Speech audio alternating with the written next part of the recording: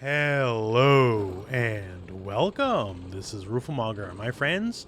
This is my tips and tricks guide for Testament in Guilty Gear Strive. We're going to be covering a lot of aspects of the character, from some simple stuff to some more advanced stuff and some points in between. And as always, these guides, well, they're on the longer side of things. So there'll be timestamps everywhere, so skip ahead to whatever makes sense to you if you want to do that. And otherwise, we'll just start right at the start, and let's cover some of Testament's basic moveset. So now, as far as the special moves go, first off we have the Grave Reaper. It's quarter circle forward and slash or heavy slash. And this is one of your most important moves for multitudes of reasons. In and of itself, number one, it's a projectile. It's the enemy. Basic enough, right? The difference here between the slash and heavy slash versions: slash covers across the ground, heavy slash covers across the air. The move, if you do it close enough, is actually a two-hitting move. As you can see here, either way, that's great. The move can also be held. If you hold it here, the projectile goes much further, effectively goes full screen. You can even run behind it. As you can see, not quite forever, but the distance you would cast it at is full screen. Effectively, it'll hit at the very end, and the same for the upwards version. Also, the damage is different here. So 63 damage on Leo. That's the uncharged version if I were to charge it. You see, both hits now 80 damage, right? And there's also a partial charge, where if you just hold the button a little bit, not all the way, you'll get part of the benefit. As you see here, now it does 72 at a partial charge. It's really up to you how to manage the partial charges here, because it can matter for some combos, but just so you know that it exists. Another thing here is, while the projectile is out of the scythe, well, it's a basic projectile, right? And when it comes up against other projectiles, they're multi-hitting, it'll destroy it. However, as we went over, this is two hits, right? And your first hit actually destroys all projectiles, no matter how many hits they may have. As you can see there, Leo's projectile, the heavy projectile, multi-hitting, right? The whole point of that move is to destroy other projectiles and let you win neutral, yet here, we just destroy it with a simple swing of the scythe. So if you happen to be up against other characters with multi-hitting projectiles, keep that in mind. You can destroy them for free, and then your projectile is actually the one that comes out on the other end as well. We'll be talking about it more later in the video, but suffice to say, just for basic neutral use, combo use, just about everything, this move is so important, not the least of which is our little succubus friend here. It is applied at the end of every single one of these moves, no matter where it is on the screen. It could be up high, could be down low, doesn't matter. And that affects your other moves, which we'll talk about in a little bit. Our next move is Unholy Diver. It's quarter circle back and punch, and it shoots out our little bird friend. Now, in and of itself, it's gonna miss on just about everyone, although not quite everyone. We'll talk about that a little bit later. But yeah, it's not great in and of itself.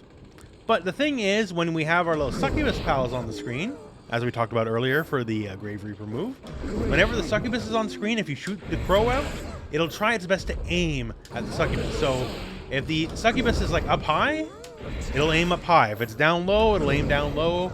And that's about the main thing to know here. Now, the other thing, you might notice they're glowing all funky and purple, right? That is what we call the stain state. This is one of Testament's big deal. Now, whenever you hit anyone, basically with pretty much just about any normal move, they will explode when that state is put on them. Now this will be the case on hit or on block. As you can see here, the stain state's still applied, even though they blocked.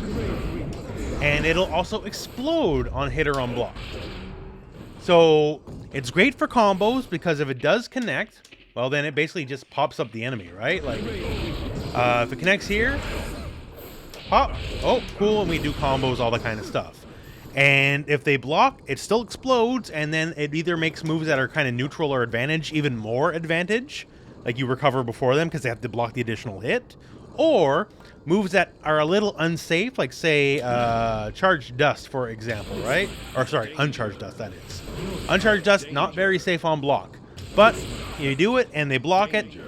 Basically, the unsafe part is mostly written over, because then they have to block the secondary explosion, at which point you're pretty much safe. So it's a very strong mechanic, and we'll talk about it more later in the video.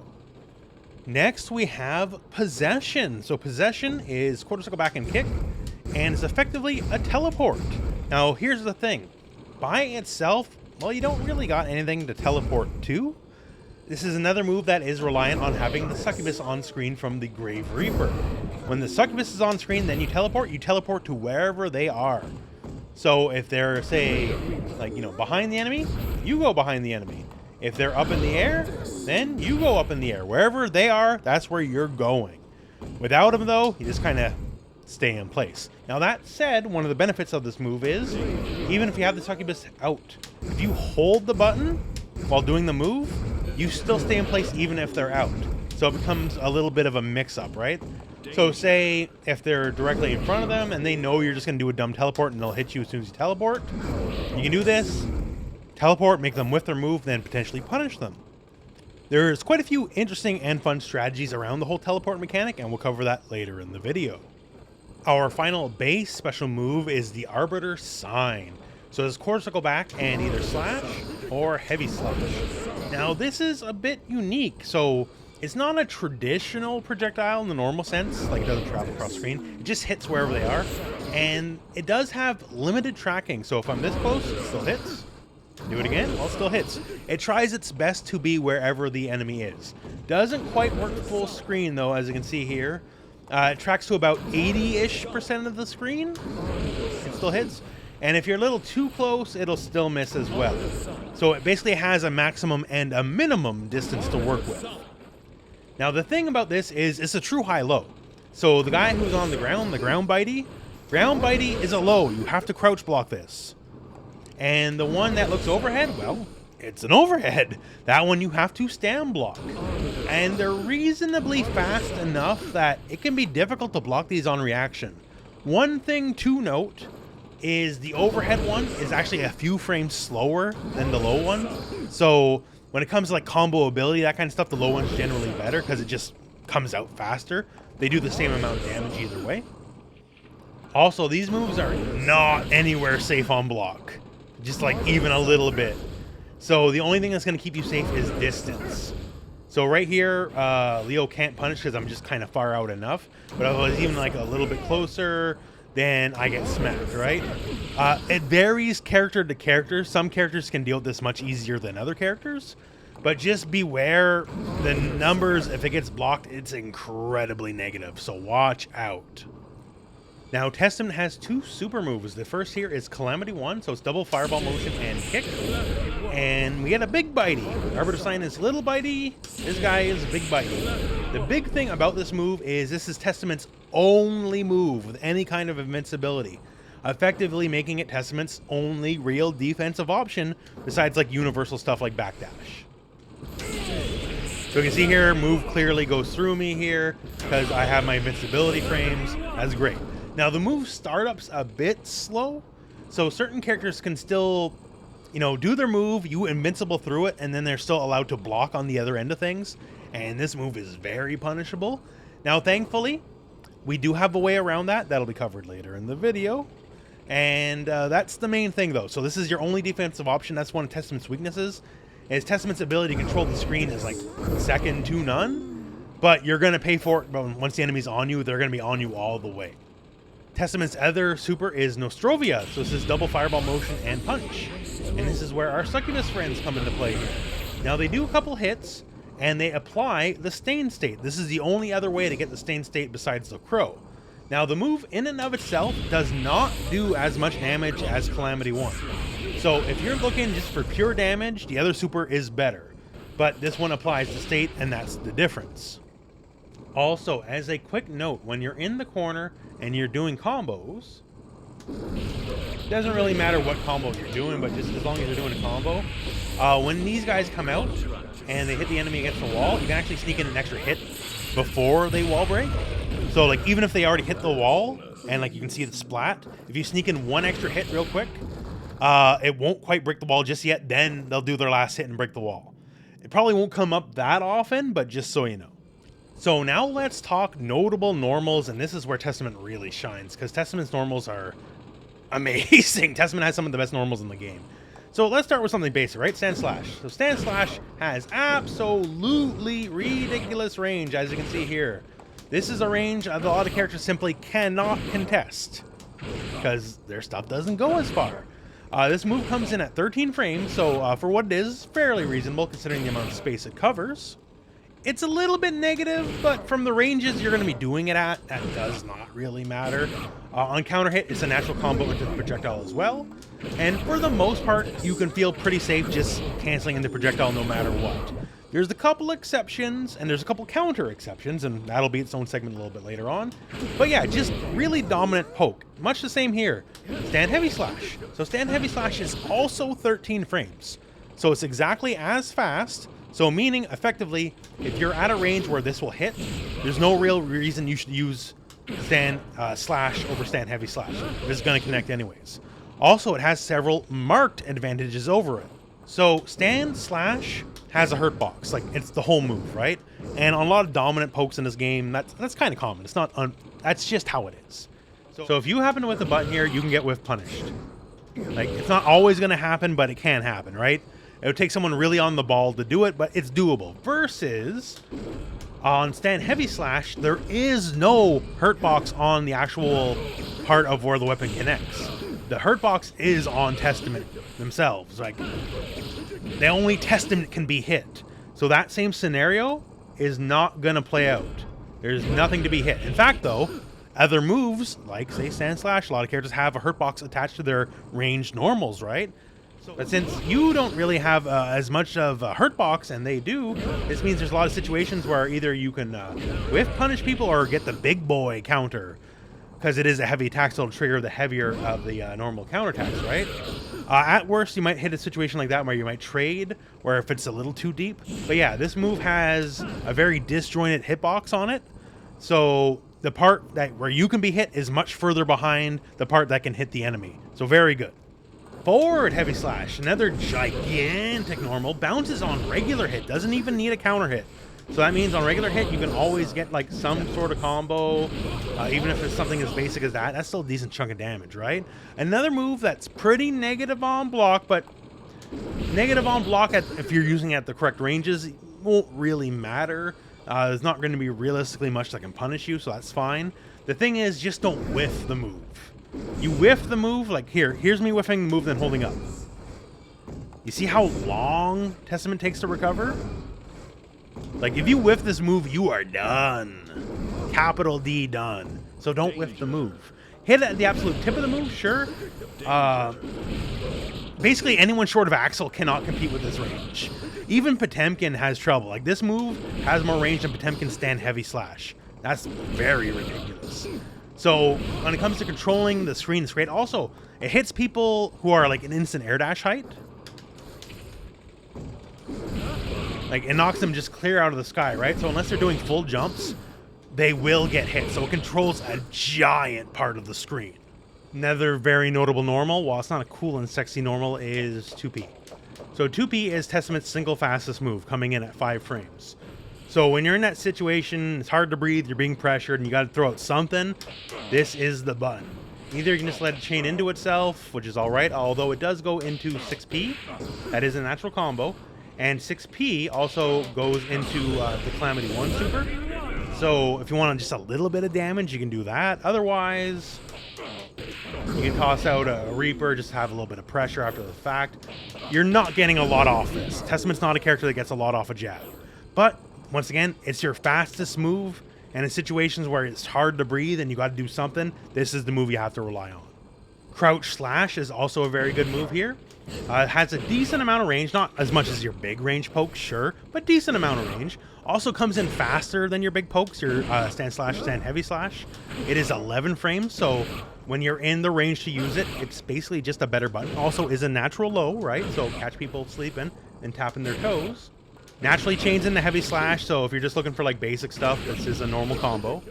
Also, when you're just poking and fishing, if you do get a counter hit, it's very easy to go in like Arbiter Sign for some little bit of damage.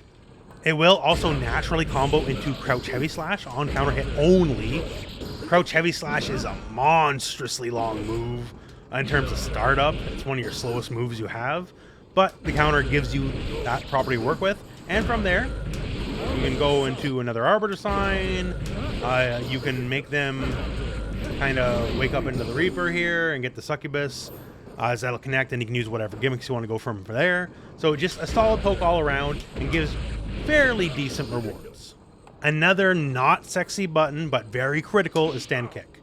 So stand kick is 7 frames, so it's even faster yet than like something like crouch slash, right?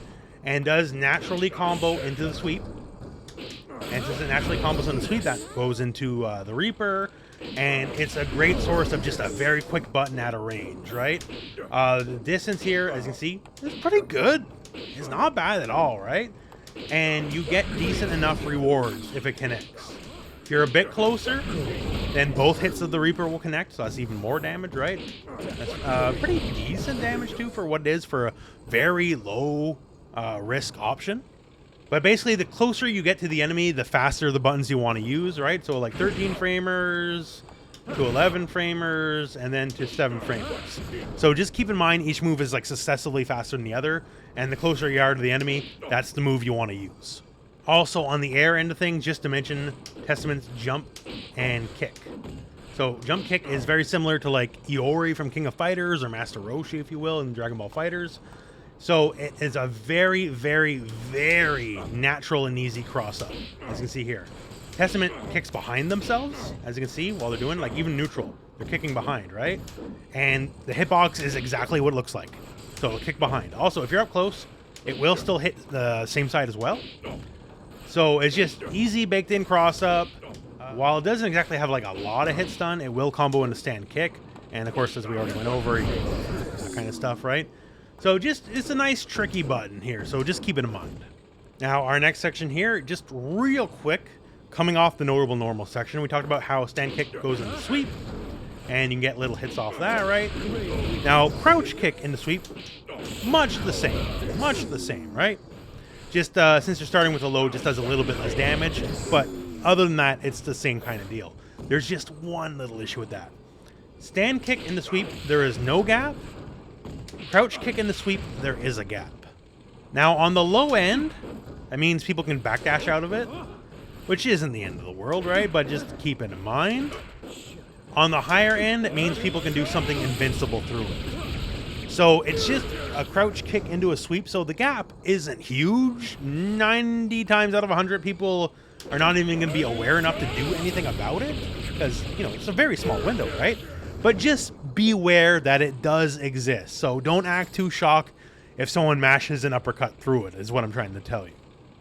Okay, so now let's return to the stain state here. So once again, once it's applied either through the Crow or the Nostrovia Super, because either way, it's applied. And once again, this is very important, it applies on hit or on block. As long as it connects in any way, shape, or form, those two moves will apply the state, right? So once it's up, once again, just about any hit will detonate it. The only things that don't are stuff like your projectiles. Like, it basically has to be an actual move that physically connects with the enemy. So the thing is, obviously enough, since it explodes and juggles at that, it makes certain things possible. Like normally, you know, jab into forward heavy slash is not a combo, but since it pops up, I can just as easily pop them, then blast them, right? So this allows for a lot of fun stuff. Like say Arbiter Sign, right? Arbiter Sign normally in and of itself, very unsafe on block at most ranges. But this, because it has the explosion attached after the fact, makes it much safer here. Leo still gets to jump first, but not to the point where it would be before, right? So basically it's trying to show off here that just it's not as negative anymore. So it allows us to do stupider things, basically. While the stain stayed up, the Arbiter Sign high-low becomes much more valuable in and of itself, right? Because now you can do it kind of wherever, and you're much safer in knowing you won't get directly punished anymore because the frame data works out so much more in your favor. So that part's great.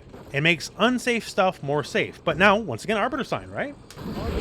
Now, it hits, and then it triggers the stain state and they explode and they get popped up higher.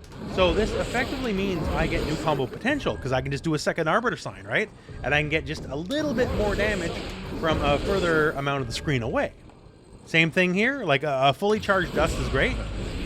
You know, we leap across the screen and we get our damage in, that's fantastic. But uncharged dust, not so much. But uncharged dust is still an overhead, just like a full charged dust is. And now, the stain state, on top of making it safe, as we just went over, gives us a little bit of a pop-up. So now, when we have them blocking and they're in the staying state, it's effectively a high-low situation. I can go for sweep, which will cause a giant pop-up, or I can go for the dust, and you kind of got to guess which is which. Now, granted, to be fair, there is a bit of a frame difference between these two, and if you're the god of gods, oh, I can just fuzzy block everything, this, that, and the other, then whatever, just throw them, right? Everyone who says they're the god that can fuzzy block everything, they never take into account, oh, I can just get thrown. But those people, for the most part, they're just lying, right? So, realistically, as soon as you force them to block and they have the same state up, it's a little bit of a 50-50. Just go for the sweep, or just go for the uncharged dust, and they both lead to full combos. Like, very basic. You can get a lot more advanced than that, but that's just one example, and much the same here. Works either way, right? These are basic examples, but you can build from there. Effectively, every time you have this state up, it's free pressure. You can just do whatever, because every hit, on hit, or on block is going to explode after the fact, and it gives you opportunities to get a little bit of a mix-up after the fact. Testament is not really a mix-up character, right? Testament has the big normals, the screen control, the everything, right? So that's the penalty, is they don't have mix-up. And this is the one scenario, basically, where you can get a little bit of a mix-up. You have to enforce your will here, basically, right? You have to make sure you're at advantage frames, that they're not just going to mash out. But once you do that, then once again, quick low or quick overhead, and stay in state pops them up, and then it's combo time. Just a very quick note here on the Holy Diver. That's the crow here. Yes, as we went over earlier in the video, wherever the succubus is, the crow will go to, and that's high or low, doesn't really matter. But the crow, actually, upon its return, doesn't start at its full natural height. So as it returns, you can shoot it again, and then it'll be more level with the enemy. So you can use that by itself, although I wouldn't recommend it as much. But in situations where it's just kind of coming off a corner combo or whatever, just keep in mind it's much lower to the ground, and therefore you don't have to use the succubus setup to hit the enemy. Also keep in mind, on exceptionally tall characters, it can hit them standing. So just watch out for that if you're playing Potemkin or Faust specifically. Potemkin seemingly can avoid it depending on what frame he's breathing. But yeah, you gotta watch out. If he's walking any kind of forwards or backwards, though, he's always going to get hit. Same deal for Faust. Although if Faust is running forward, not so much because he's so low to the ground, right?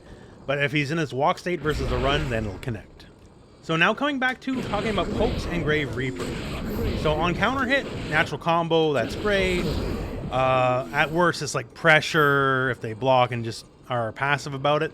But you might notice here, since it's not a combo, and they return the neutral a little bit, like what if they do something about it? So first thing to note here, for the majority of the cast, yeah, you can jump. Like, just not a big deal. But the thing is, you're not exactly getting a follow-up. Testament absolutely has time to block. And much more to the point here, Testament has time to 6p. So if you just do this and try to instant air dash your way in, this is not gonna work. Really. So Testament keeps the advantage in this kind of situation. So if you're playing Testament, keep that in mind. You have time to 6p. And if you're fighting against Testament, keep that in mind. Testament does not have to play the victim and just block after the fact. But there are some things about this. Certain characters have more privilege than other characters, right? So, say Soul, if you know Poke into Reaper is coming, well, Soul is a bandit bringer away from ruining your day, right? He gets to hit, sure enough, although you gotta be pretty quick about it, as you can see here. You're a little slow, Testament does have time to block. It's a counter hit at that, full combo, do whatever you wanna do. So this can be a very matchup specific thing, right? Depending on how on the ball they are with this kind of stuff, they might be able to either steal their turn back or just straight up punish shoot. So Soul is a good example of that. So a character like Potemkin, right? Potemkin, he can both very quickly Mega Fist through it. So just like Soul, right? As long as you can kind of arc up and around over it versus just a traditional air dash. Or, since there's that gap, you can just armor through it. Like Testament is just holding back the block after here, the bot is set up, right? And Potemkin, not a big deal. So you gotta watch out. Now that said, some of these responses are not safe in and of themselves either, right? So if they're just doing it expecting the Reaper follow-up and nothing comes, you can punish them for that. But just keep in mind, when it comes to just pokes into Reapers, this is not like Street Fighter Ryu, you know, crouch, medium kick into Fireball. There can be some consequences. Now, one thing to note here is we talked about it earlier in the basic special move section, but the partial charge for the Reaper. So you can let it rock by itself, you can hold it down to get the big fancy version, but you can also hold it just a little bit. And for certain combos, this is very helpful. So say we just do something like crouch heavy slash, right? If we do the basic upward version of Reaper, heavy slash version, we only get one hit. It's only like the skull part hitting. If we go for the full charge, well, it just misses. We don't get nothing, right? So here we're aiming specifically for the partial charge, where we hold it not all the way, but just a little bit. And now, as you can see here, we got both hits. So this is one of those things where I can't just say the timing. You know, you're going to have to practice it, right? But knowing the partial charge can make certain buttons much more effective.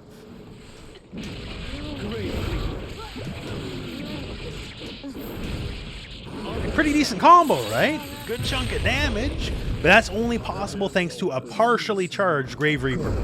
So get in training mode, learn timings. Basically, it's hard to just say it, right? Like, oh, just hold the button, but not all the way, right? You're going to have to practice and learn the timing. But the timing is invaluable to learn and makes certain buttons much more valuable if you can get the partial charge combos off. So talking teleports, one of the first things to mention, although honestly it doesn't come up that much, there actually is some true invincibility frames in the teleport. So the enemy just set the chuck a fireball, right?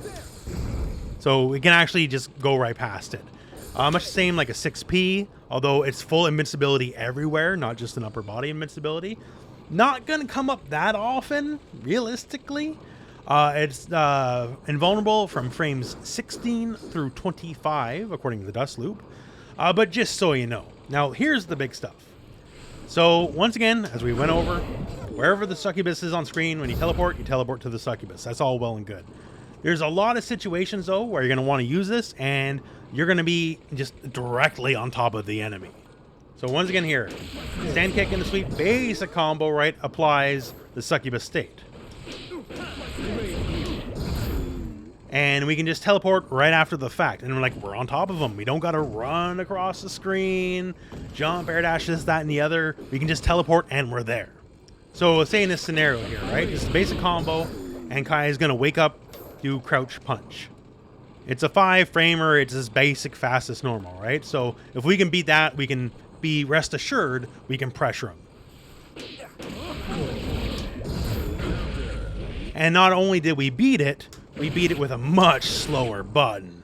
So now you know, rest assured, off any basic hit here, we can just teleport right after the fact, and it's still our turn. Even though the combo flung him back, we can still keep pressuring. And that's just basically layer 1. Now let's use our basic combo setup again, right? This time we're going to do the up Reaper. So now our succubus is up in the air, so when we teleport, we just land directly on top of their head. Now, it's not to say this setup's infallible, but it just gives you an extra angle of attack, if you will. Now let's get to something a little dirtier, right? So whenever the succubus is on screen, when you toss the crow, obviously the crow goes to the succubus, right? Applies the stain state, that's all well and good. Now, this is where it gets a little dirtier. So tossing the crow, like many other moves in the game, you can Roman cancel. Sure enough, right? Just wait a split second, because if you do it like frame 1, you'll cancel too early, basically, and the crow won't fly out. So just wait a split second, then do it, right? Works out just great. And then what you want to do is take that crow and then cancel into teleport when the succubus is on screen. And here's what's going to happen. Huh. Well, would you look at that? Nice little bit of a cross-up, right? And now, here's a couple things about that. So after the block, he's going to jump, right? Here's the thing. You actually are advantage. You actually, in this scenario, win out.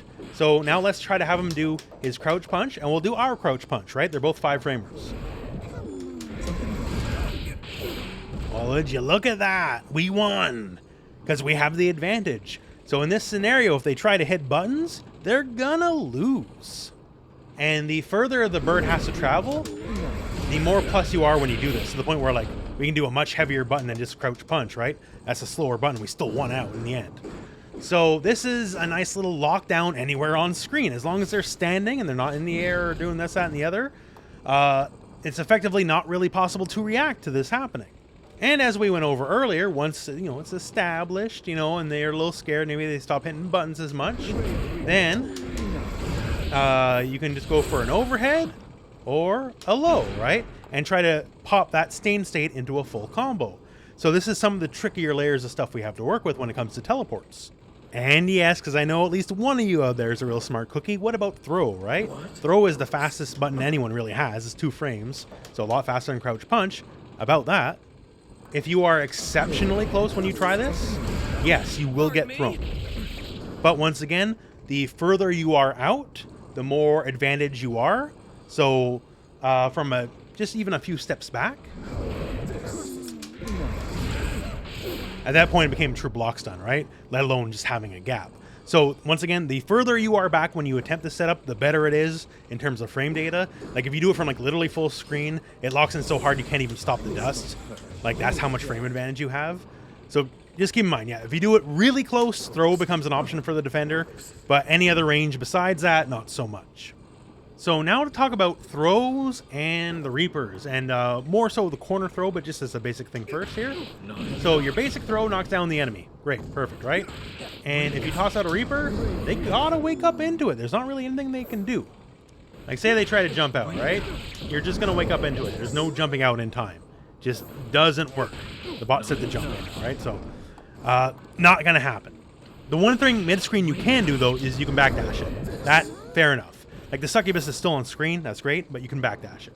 And try as you might, even if they block it right, if they go for the crow right away, then they still have options, they can move. Nothing's guaranteed mid-screen, other than it's a decent little bit of pressure, and you can control stuff, and if you know they're just going to backdash it, then you can set up the long one anyways and still control a big part of the screen. Here's where this all changes in the corner. In the corner, when you throw and go for Grave Reaper, they have to wake up into the second part of the move. Like the first part of the move will hit them, so that's nice. Like your throw basically effectively did just a little bit more damage, but they have to wake up into it. Nothing they can do can stop it. And as you can see here, I have the bot set the jump, right? So you are very advantaged, to say the least, once they block it. If they try to hit any buttons after the fact, counter. You can't do anything about it. You have to wake up into it. If you think you're smart and gonna go for a reversal, that's great, but you see how far Testament is away? Like, your reversal doesn't mean nothing. You're gonna die. Oh, look how smart I am. I'm gonna do wake up super. I'm already crouch blocking. Like, I recover so much quicker than you. That's not gonna save you, right? So basically, this basic setup forces their wake up. They have to wake up into this. They can't really do much about it. And this is where the fun begins. So once they admit defeat and start blocking, because until that point you're just going to beat them up, right? So you don't want them to learn and have them start blocking. But once they do, then you can just start doing setups. Like one of the quick things you can do, since we have the succubus state up here, is immediately toss your bird friend and apply the stain state. And also at this distance, you will be just a little bit advantage on block after attacking with the crow, which means you can just swing normals or this, that, and the other. It's just kind of create your own pressure setup. You're going to be pretty advantageous no matter what you want to do, and just kind of go from there. Once again here, applying the crow is a very safe bet, very easy to do. Like right there. How well that reversal work out, right? Like, you're just so far away, even if they try to match reversal out, it's not going to work in their favor. They're still going to get hit by the bird. You're still so far away, and you obviously still have the range advantage over the majority of the cast, right? So just keep in mind that a corner throw can lead to the world for this character. Also, if you would like to go about things just a little bit differently, you can actually just go for the charged Reaper, and they still have to wake up into it. Just at this point, you're even more advantage on block. As you can see here, like, look how fast I jumped over Kai, right? Like, you're just plus a billion after the fact. So if you don't want to have that little bit of damage after the throw, but you want even more advantage frames, that's one way to go about it. Just beware, some characters, some super, some reversals, you could be a little bit suspect versus the total safety of the other method. But just keep in mind, like against Kai here, oh, ride the lightning, The thing is, it burns through his invincibility frames a little too quick, so he still gets smacked, right? The reversals, his uppercuts don't quite reach. But yeah, just buyer beware, this one has weaknesses that the other one doesn't, but also has greater strengths in a way. Okay, so now, next, let's talk your actual best reversal. Yes, you do have Calamity here. It's invincible, but it's slow, and there's going to be a lot of times where the enemy can attack you and still block. Like right there, right? We clearly did invincibility through the attack, and the enemy still got the block in the end, and then we're going to die because it's minus a million on block, right? But there is a trick that exists in this game where you can get all the invincibility of your super, yet not actually follow through with the super. And for certain characters, it's easier than others. Faust is probably the best and most famous example here, and it works just the same for Testament. And what exactly is that? Do your super, but then immediately Roman cancel out of the super. As far as the game's concerned, the meter is only spent once like the flash of the cinematic begins, and until which point you can still use that meter for something else. I only have half a bar. I do not have 100% meter, right? But with this, I can do that. I can do my super startup and then cancel out of it. And well, there you go, right? That's basically it. I did the Roman cancel. Since I'm canceling out of the move, it was the purple version instead, but I retained the initial invincibility startup frames and then canceled out of them. So in that scenario, I use that technique to keep the invincibility, and then I just use a throw as the punish instead.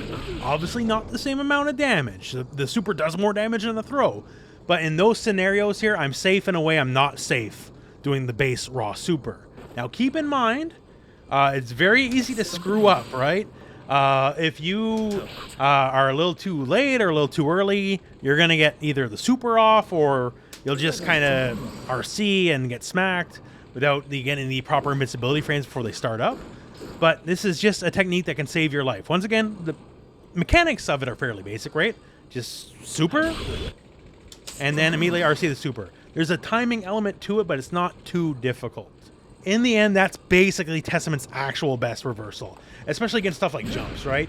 Any kind of jump, even if it's not normally a quote-unquote safe jump, they'll very easily land in time to block the normal reversal. With this, you can at least invincible through it, and maybe on their landing frames, you can throw them or something. It's a way to keep yourself alive without risking the very slow super. Now, let's talk safe jumps. Testament actually has a very easy and basic safe jump setup off their basic throw. We're using Leo here, using the S version of his uppercut because that's the tied for fastest reversal in the game. And it's really as basic as this. Just instant air dash forward, heavy slash. No fuss, no muss. You got plenty of time to block no matter how you do it. The only way you could screw it up is you don't instant air dash fast enough. Otherwise, it'll always work. Easy bake pressure. Don't got to think about it too hard. Just kinda works. Now, there's actually some stuff to talk about as far as that jump H goes, though. If you actually jump H right away, it'll completely miss. Like, doesn't work, right? So, was this a fake safe jump set? No. What you have to do, if you want to connect, is just delay it just a little bit. Just a little bit. You don't have to do it too much. But if you do it right away, as you can see there, it just wakes up into, well, nothing, right? But here comes a little bit of a fun part of it. Since this is safe jump anyways, just hold back and then, you know, block whatever if they go for the reversal. But here's the gimmick. So if you go for it, like, and whiff on purpose, you can just throw them again after the fact, right? So there's some benefit to that whiff. Now, sure enough, in this scenario, they do get the tech, right? And to note, there's the throw protection when they wake up, so you have to delay your throw like just a smidge. Otherwise, it'll whiff right through them. However, you're still plus enough that if they try to mash throw tech right away, if you do a quick button, you'll beat them.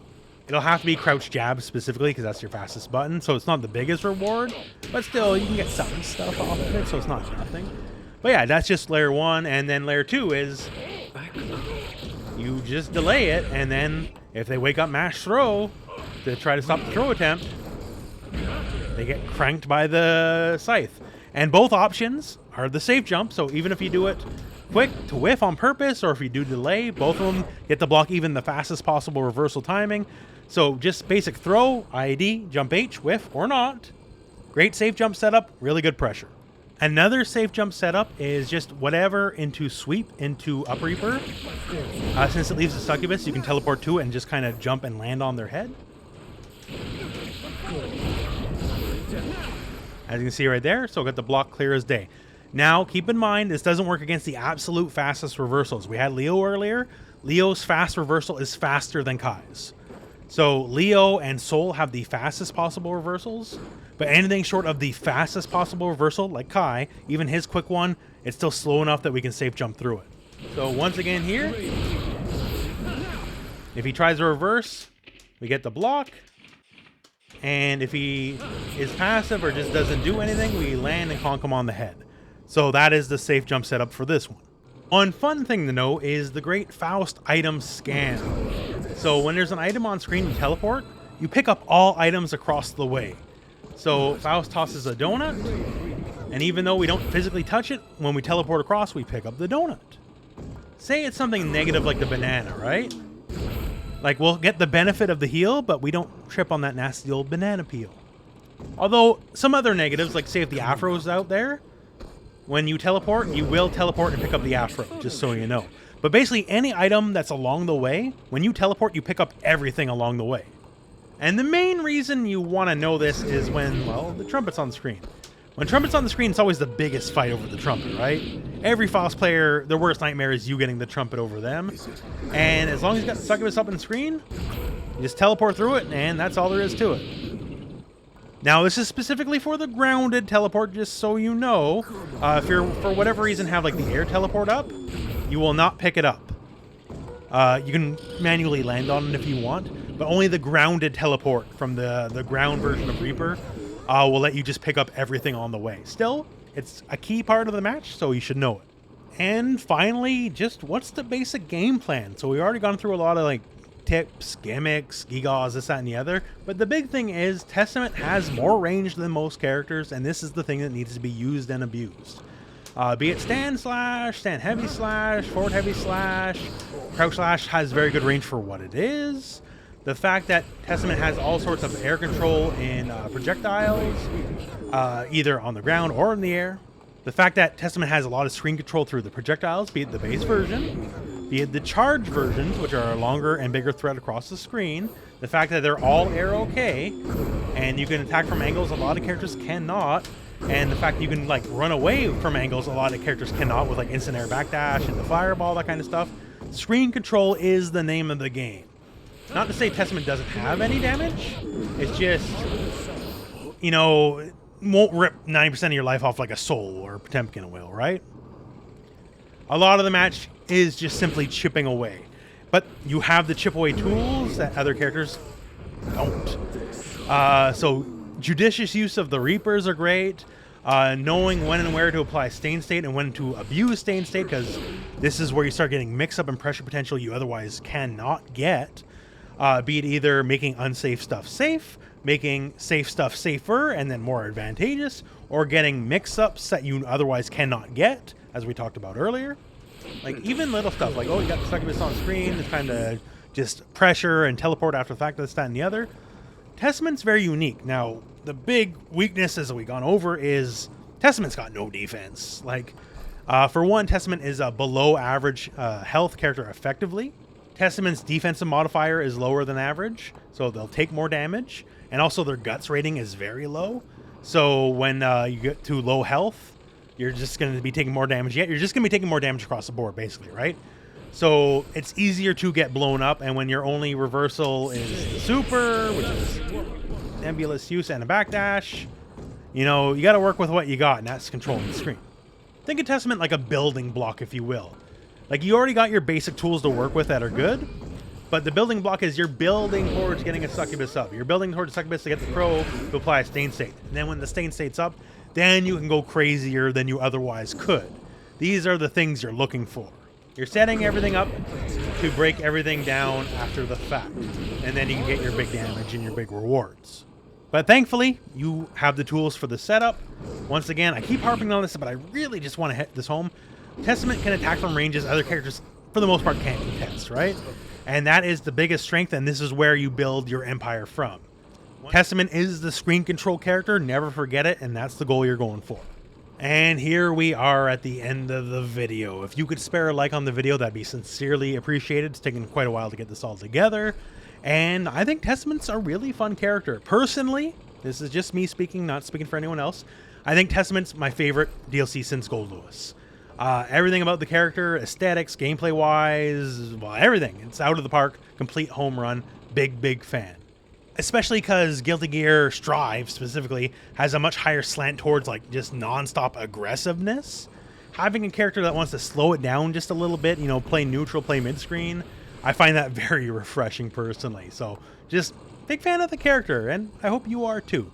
But otherwise, well, we're at the end of the video, so thank you very much for watching. Hope this video has found you well, and go out and play some Guilty Gear.